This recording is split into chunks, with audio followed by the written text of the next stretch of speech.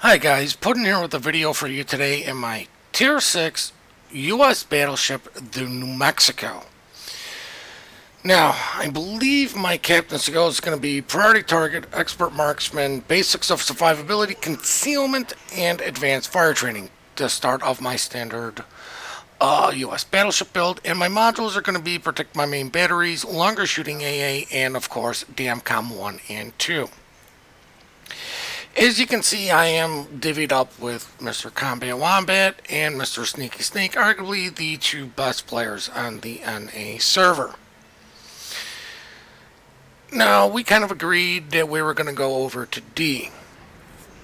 Now, some of the reason you guys are saying this is because, you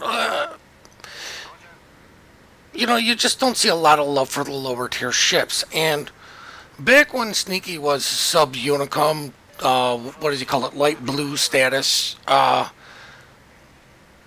he was working his way up the U.S. battleship line, and I had told him, and this is way back when there was just the U.S. and the Japanese line, and he's like, well, where do I start? I go, take the U.S. battleships, start there, because, battleships have the halt that, they're going to teach you about angling, ammo choice, because back then battleships did shoot HE at DDs.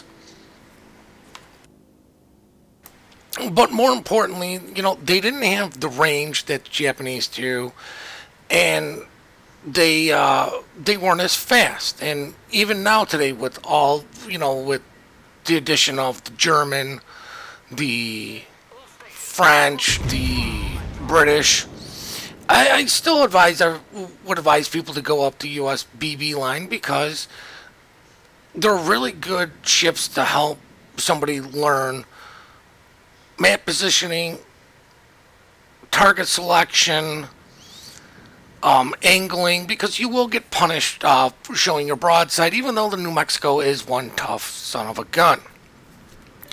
As I'm taking cracks on the Pensacola, I do believe way back in the day the New Mexico did not have a spotter plane. This was added in, and some of the issue was because the spotter plane is actually mounted on one of the guns. I could be wrong, I'm not sure. But the New Mexico only has access to the spotter plane.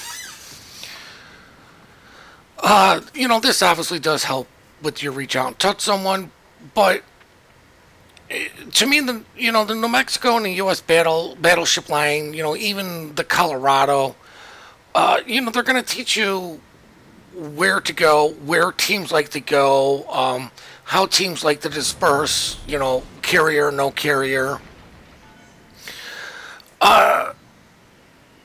Just because, you're going to be playing a bunch of games, as I'm still trying to take shots in on the Pensacola's, my spotter plane gets shot down. It was getting a little bit target fixation on him, and luckily for me, just the spotter plane getting shot down was enough. Might as well take a crack at the DD, because you know what? DDs love to torp battleships, and I'm not particularly a fast battleship. But, coming up here, you're going to see what I mean by, like the New Mexico is just one tough ship. I'm going to take some unnecessary damage just to try to deal with the ship, when I probably should have been paying attention to what was going on instead. Gonna take a crack at the New Mexico. He is fairly well angled and's got some distance, so when they're at range, you don't want to really aim waterline. You kind of want to aim a little bit higher so you can get the plunging firing, so the shells do come in. Now I'm gonna slow down here and try to deal with the DD, but I really want to deal with the Pensacola, because a well-played Pensacola is a nightmare to deal with. Now, I should have been targeting some of these planes for my AA so I could get the bonus. I didn't realize the Pensacola slowed down as much as he did, as I still managed to get a Citadel. I did see it was slowing down, but I didn't see that, he slowed down that much that quickly. Now, I'm going to take a bunch of unnecessary damage from these tour planes, because I really want to just finish off this Pensacola. Now, at the time, I'm like, you know what? It pretty much I can handle a full salvo from either one of these guys. It's not going to matter. I didn't hit my DCP on the bombers because I knew tour planes were coming. But as you can hear, I believe I took about 3 torps and it dropped me down to about half health. Now, luckily for me, I hit a lot of my health, so I was able to do it. But what I mean by it's a good trainer is I'm sure Sneaky would say if I wasn't target fixated on the Pensacola, I could have been dishing out a little bit more damage. But these ships really do teach you how to plan ahead, what to strike next, where to go. Now, I could have taken a shot in on the Texas, but he would have, got around the island. And you know what? The New Mexico's low health. Let me put him on lower health, hopefully, so somebody else can deal with him. Now, I'm trying to set up in a kiting position because there's an Omaha, New Mexico, and a Texas, and the Emerald. Now, I'm looking at all these targets, and this is what I mean by you have plenty of time to decide what you're doing. You haven't, geez, I don't even know to reload, but I'm looking at the Emerald, I'm like, you know what, this guy I can potentially one-shot kill, or put him extremely low for somebody else to deal with. As I'm trying to look around for planes, as I get a nice 10k off him, somebody else could easily finish him off. But the other thing I believe that these ships are going to teach you is how to take care of targets that are threatening you and your team. The Emerald's getting out of range. I could wait the 20 some odd seconds for the spotter plane, or I could just turn my guns and try to deal with either the Texas or New Mexico. Texas has got several fires.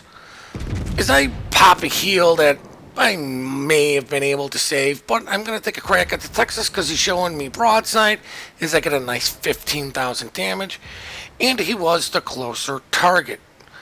Want to try to deal with, ships that are closer instead of range, except unless, if I had another crack at the Emerald, and one shell was going to finish him, then of course. But as you can see, there's plenty of shells coming in. If you see 1 or 2 people shooting at a target, why not take a shot at it? Because you know what? Other people are shooting at it. I put it on low health. I helped the cruisers finish him off. I mean, I helped Sneaky finish it off. And you know what?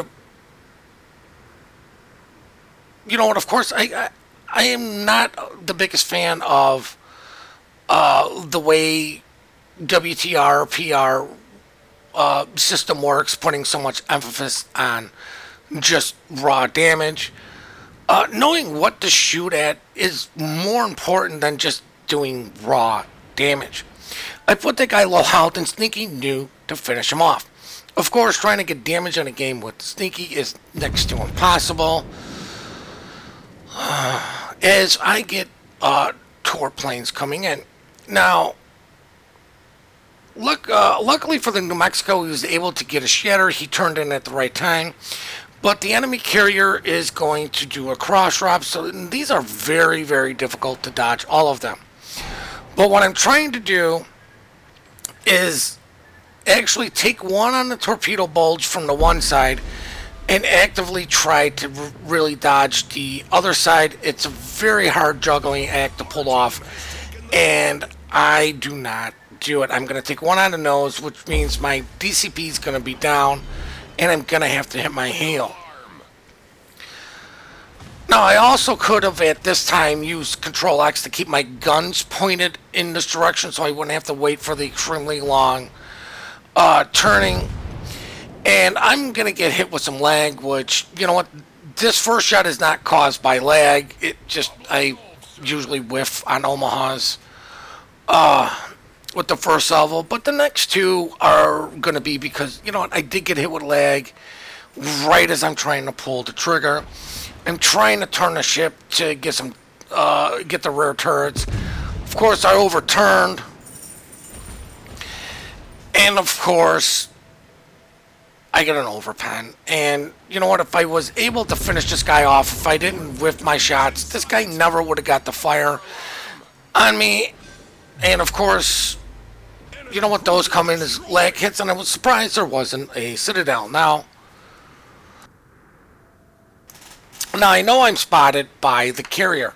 The reason I know that is because, as you can see, the white ring, everything is out of my detection range, and I'm still hard spotted. So the only thing spotting me is just the carrier. Now, at some point, we did lose Sneaky, and I can't remember how he died, but yay for me, we can finally get some damage in, because Sneaky's not around to soak up all the damage, or to take all the damage away from us. But I see the Bogue, and I'm like, you know what, the New Mexico's angled. I can overmatch a Bogue fairly easily if my shells just didn't go everywhere. But I'm angled up against New Mexico. He's angled up against me. Getting rid of the carrier is going to give us a huge advantage, even though it's kind of a steamroll. We are winning, but you know what? One of these carriers, or both of them, could start taking out some ships relatively quickly and completely turn this game around. So getting rid of one of theirs is going to help ours win this game, because it's going to be 2 carriers versus 1, and that's never a good thing. So I got a nice 12,000 on the Bogue. Now, I see the cruiser shooting at the carrier as I get hit with more lag, and I'm like, okay, biggest threat to me right now is the New Mexico. I need to take care of this guy, but I cannot afford to show him enough side to use all of my guns. Pretty much, if you angle up to where you can't use all of your guns, you should be angled enough to pretty much dodge most of his shells. Now I can see this guy's trying to turn to get all of his shells as we get a Citadel, and of course we end the game before we can kill the Bogue. So now it's time for the post results. Now I hope you guys enjoyed this video, and you know what, you see a lot of the high tier gameplays from us. And you know, we're always talking about strategy, map position, blah blah blah. This is where you learn it all. You learn it all at the lower end, the mid-tier stuff. You also learn to what most people tend to do in their ships. And I think the U.S. battleship line is a great line to start off on the learning, because they are slow and you know, they lack the range, and you do have to be aware of your surroundings a little bit more. We really do appreciate all the support you guys do give us. We do love the replays you do send us. The email for that is in the description down below. Please remember to compliment good teamwork, good team play. We are quick to report, slow to compliment. And on that note, guys, please hit the like and subscribe button, and have yourselves one heck of a great day.